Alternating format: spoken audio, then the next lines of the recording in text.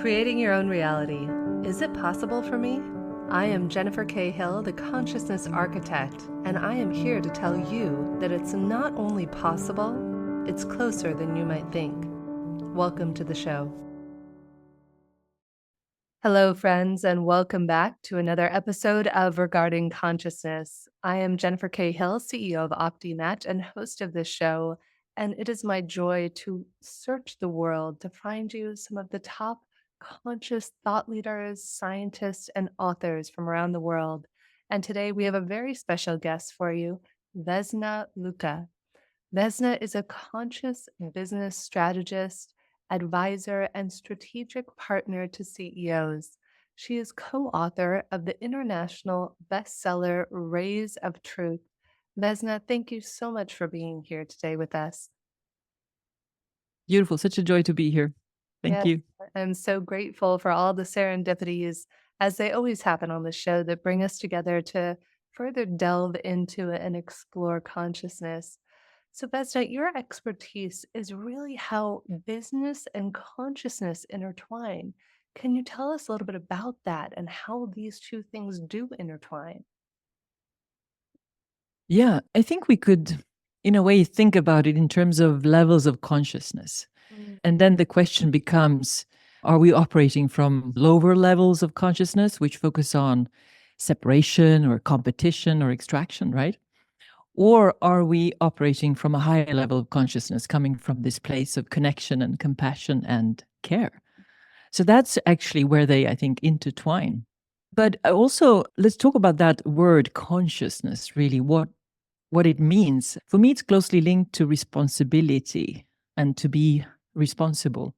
And I think it starts actually with you, with me, to connect with ourselves, to find our core and to find the values that we find is really important to us and really live them. So we have that radar. And I think that it's really when we let ourselves be guided by our hearts that the way appears, as they say. And then we are shown what realities are waiting for us around the corner, actually. So that's my experience, which means that if I would give an advice to leaders how to bring greater consciousness to business, I would first start with that. Know thyself, right? It's so true, Vesna. I love that. A couple months ago, I was doing a podcast with a friend of mine, Justin Breen, and all of a sudden, for lack of a better word, I got a download that everything in life is tied into the golden triangle of connection, which is connection to self, connection to others, and connection to purpose. Though, like a house of cards, if we don't first have that meaningful, deep connection to self, everything else topples: our purpose, our connection to others. And I think it's even more true in business. You look at people who are leaders in business, and I began to observe this in my recruiting career in my early 20s. I would notice that if the person who was a managing partner of a law firm or a CEO or the head leadership team, if they did business from a place of consciousness the way you're using that, then all of a sudden everybody loved working at the company. They had low turnover, happy employees, people stayed, greater productivity. And yet, if you had somebody perhaps from the top down who was demeaning, belittling, degrading, whatever it might be, and operating, for lack of a better word, without consciousness, then that really had a trickle down effect on all the business. So tell us a little bit more about, I know you gave us one tip on how leaders can bring greater consciousness to business. What else have you seen in writing this book and in all the research that you've done in the community that you facilitate? What helps us to be more conscious and conscientious business leaders?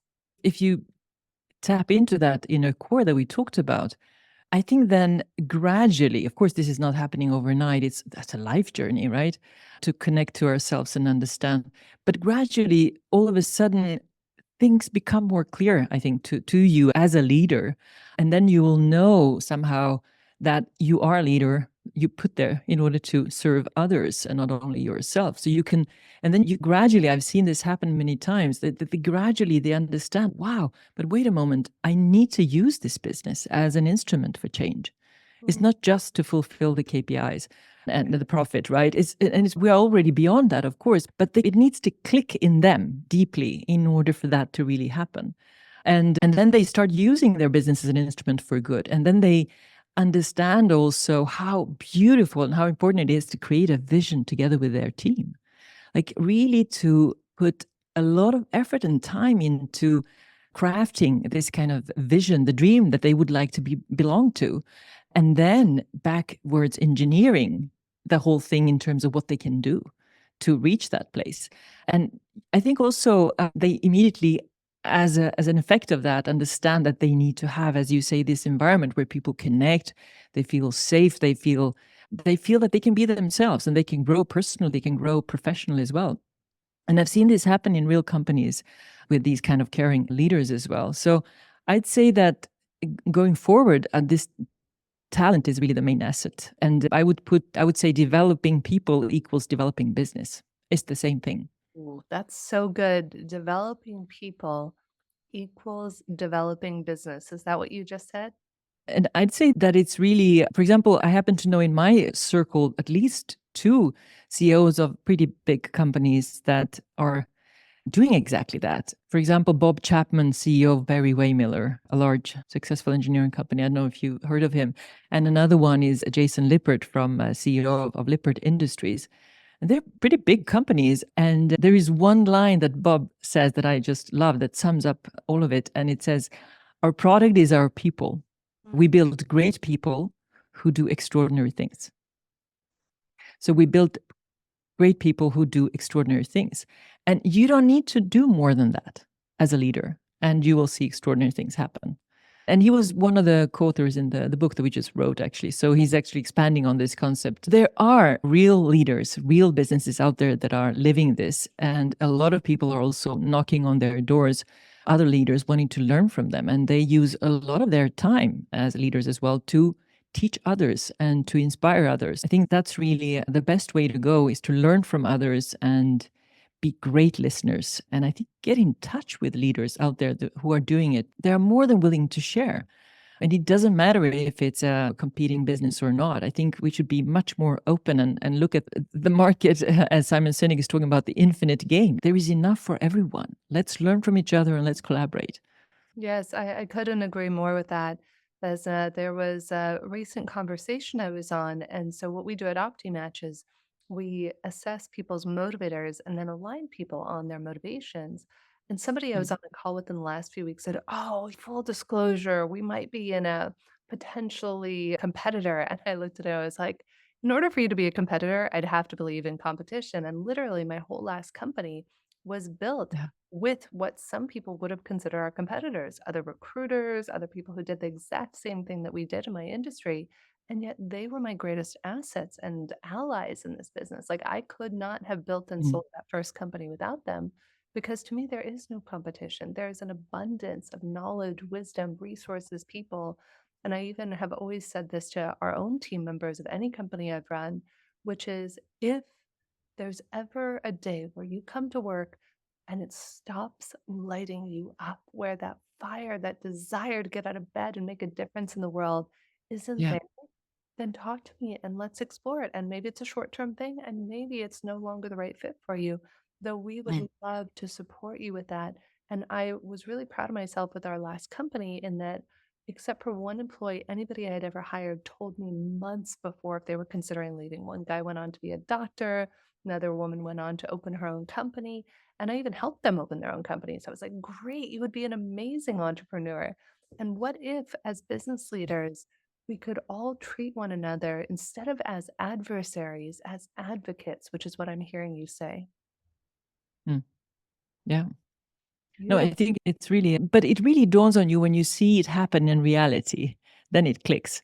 And then you can't unsee it. I've been exploring these dimensions a lot, and I just find it amazing that not more leaders are actually just simply applying that. And there's even, I don't know, Harvard Business case studies and all of that of those companies that I mentioned, for example.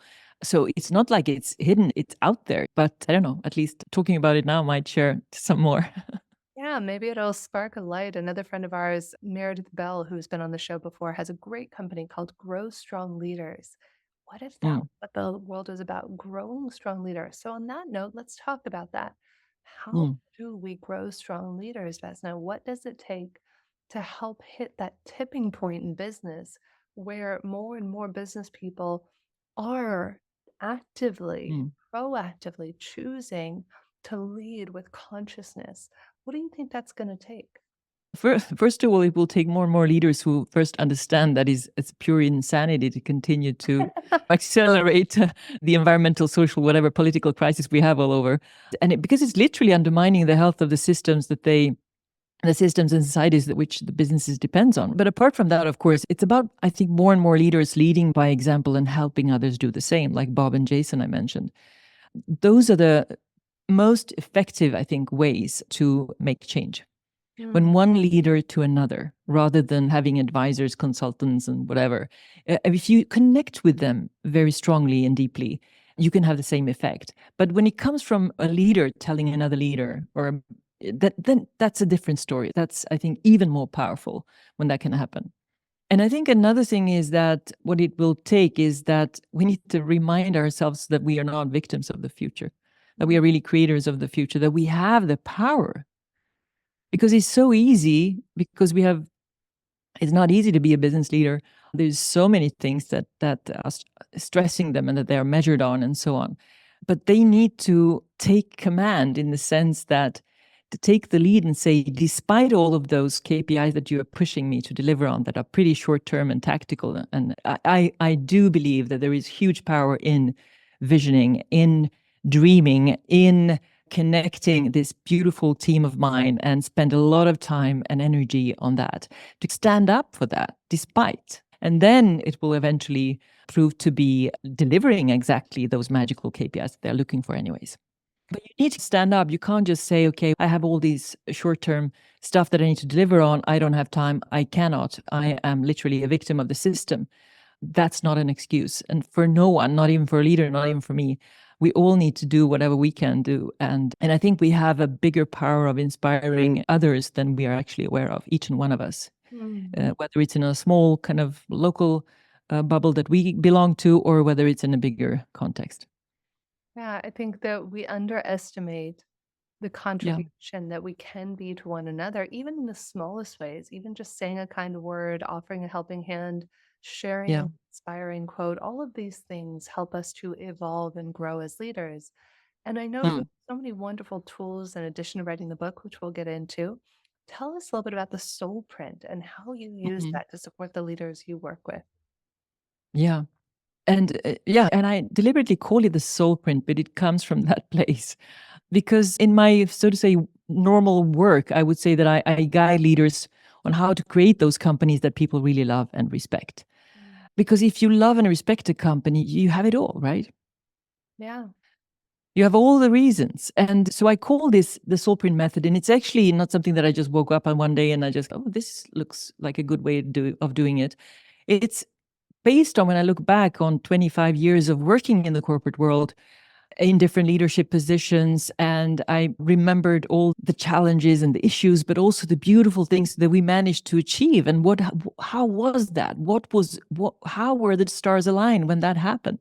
So I try to learn from all those years, and also then combine it with, as you said, with all the research and all the network of people that are doing it out there that I've experienced and learned from as well, and put this together. And literally, this, what I call the soul print, is a compass that guides people in a company to take the right actions, like daily, and also to stay the course, because that's the main issue. There comes a new change of strategy, comes a new leader, and all of a sudden, oh, she wants their own fingerprint on it, and everything is changed and washed away. So it's really about using this method to make sure that whatever is designed take deep roots in the company. But what happens, Jennifer, is that when they first time meet me, then what they would typically say, these leaders, they would say, for instance, we're a very well-known company, but we don't feel loved and respected as before. Mm. We don't know what happened. We can't understand it ourselves.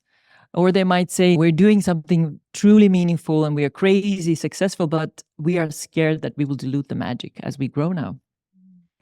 So what do we do? How do we prevent that from happening?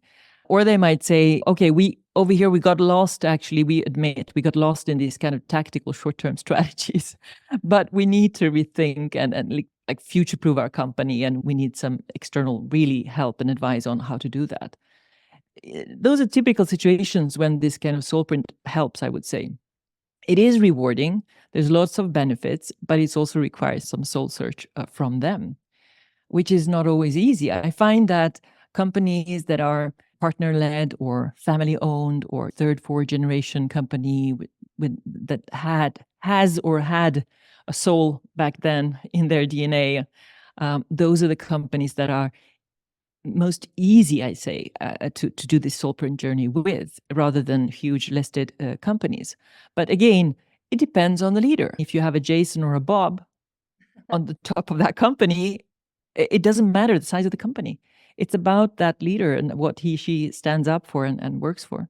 So the benefits are from this is really getting clarity and direction. Eventually, it means also to understand what it means to become a purpose-driven company. And I'm sure you know that when you become purpose-driven, you have better innovation, stronger performance in general, and all of that, higher talent retention, and all of those things that companies are striving for. But actually, it's also scaling whatever you would call the culture at the same time. And what happens is that they learn how to tap into collective intelligence. So it's both inside the company, but also, again, outside, this infinite mindset of collaborating with others and learning from each other. So they literally become magnets for the right kind of people. And there are like 5, I can just walk us through very briefly 5 steps that are actually circular, that we should also keep repeating in order to make sure that this soul print is respected and is alive. So the first one is literally, like in any process, is looking at the status and exploration and exploring like the legacy of this company. Then you look into the history that has shaped them, what settings they're in, also what is typical about them, what they're really proud of. All of those things to find the essence of this company, including their belief systems. And I can't tell you how many times that when we do this, they rediscover themselves because they forgot or they lost it, and we rediscover it. And when it happens, you see that joy in their eyes, the spark that is lit. And then you go deeper. It's almost like being a corporate psychologist. You go deeper and understand, and why did that happen? And what did that depend on? And then they tell you all the beautiful stories behind. And that's where then I can find these beautiful pearls that I can then combine into their soul print. So you help them literally, like being a midwife somehow, to go into a rebirth somehow. And then in this, the second step is to, with this deep curiosity, explore and help them express in as much detail as possible, as much color as possible about the desired future they want to belong to. So that then when they've done that, we can then backtrack and do backwards engineering to take them there. So step 1 and 2, the soul print. Step 3 and 4 is the actions, and then so that they can reduce the gap to this desired future. And then we also help them with communication, so they know how to actually communicate around this, because that's very important. So it doesn't, not for it to become something superficial, fancy, but actually to communicate about it in a way that people will deeply understand what it means. And then the last step is really outcomes, which is the most important thing, right? What does it lead to? And so when you have this clarity on what it stands for and what you stand for and work for, then you become this magnet for the right people, attracting the right people, the right team, the right clients, and all of that. But the beautiful thing is that also you become repellent to the right people. Because the wrong, if I might say so, people on board sucks a lot of energy and a lot of resources, and nobody's happy. There's no win. So that's why when you have, I think, this clarity and stand up for what you work for, it actually attracts the right people. And that's the biggest win. And not only the teams, it's also attracting the right client, but also having the wrong client is also a very negative experience for both at the end. Yeah, it's So, like a flywheel. It's like a soul print flywheel for creating successful businesses and repelling, just yeah, allowing the people who are not aligned with the business to fall out of the flywheel and then drive exactly. more of the right people into it. Yeah, exactly. And then the other outcome is, of course, as I mentioned, this collective intelligence, because in this transformative world of ours, the power of innovation and collective intelligence is really critical, because you want to remain relevant and to offer real client value. And that's not as easy as it used to be. So this collective intelligence is incredibly important to tap into. So I think in this kind of changing kind of world that we live in, I think you need, I call it soul print, but you need these dimensions which gives you the clarity and inner compass to guide people so that they can be autonomous and make wise decisions. Because you don't want to manage people. That's the last thing you want to do. Yeah, Yeah. definitely So not. that's the SoulPrint. This ties into your new book. I'd love to hear a little bit Mhm. about you just released this book, Rays of Truth. Tell us a little bit about what that's about and how this is tied into the work that you've made your life's work. It's Rays of Truth came about from my forum, Corporate Unplugged, this last autumn. We are doing a lot of interesting things and exploring a lot of things. We are quite experimental in the group, but we also love to share with others, and we're always striving to see what kind of format. And then somebody came up with the idea about sharing through a book, and I said, okay, but in that case, let's make sure that we do it in 100 days. And everybody was looking at me like, are you crazy? I said, yeah, we are. A lot of us here. So let's just everybody write something. And then this question came out that was beautiful. This book demonstrated two things: collective intelligence. And then number two was really the power of question. Because the question that came to me very soon was that we need to respond to this. What do you know to be true right now? And how did you come to that realization? Mm. So, a particular ray of truth that is alive in each and one of us right now, for whatever reason. And then you tell the story about how you came to that realization. That's what I asked from everybody to write about. And the beautiful thing was that question was our leader, and it took us exactly to the place where we needed to be, which is writing from the heart, not from the mind. Because in this group, there are scientists, CEOs, leaders, but also artists, musicians, writers, and it's a huge, beautiful mix of people. And but it's so easy to come from the mind and to write about things that actually come from that intellectual kind of space. And this question forced us to write from the heart. And I think that's why it becomes such a beautiful book. So it's actually somebody who was endorsing the book wrote, this book is about what happens when you let go of the riverbank and move into the river of life. Mm. So it's like a collection of short essays, 26 of those written by these global change makers, like a bonfire with friends sharing thought-provoking stories and powerful insights. That's what it is. And the response has been fantastic. I think it's in, what is it, 6 weeks ago, we launched it, and it has become this international bestseller.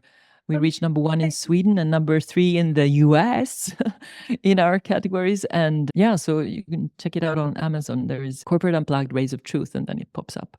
Oh, I So, love that, Vesna. And that ties yeah. us into this amazing group, Corporate Unplugged. Tell us a little Hmm. bit about what is the Corporate Unplugged Forum and who is it for? Yeah. Uh, so 4 years ago, I founded it. And the reason being that I understood that, actually, with the help of my brother as well, he said, but Vesna, you don't realize when you swim in your own waters, you don't see things. And he said, you don't see that how many interesting, amazing people for different reasons. That's not normal. And whenever you have discussions and dialogues with them, I can see this kind of excitement and look in your eyes that you are like, you really come alive. You should do something. And then I started with my podcast, Corporate Unplugged, but that was like 6 years ago now. But then gradually I understood that I needed to put those people together. I felt like they could move mountains together. And I also felt somehow that they needed each other. So it's an invite only space for leaders to explore ideas, to learn, but also to unlearn and to share with each other. And they're all people, I would say, with good hearts, but also with sharp minds.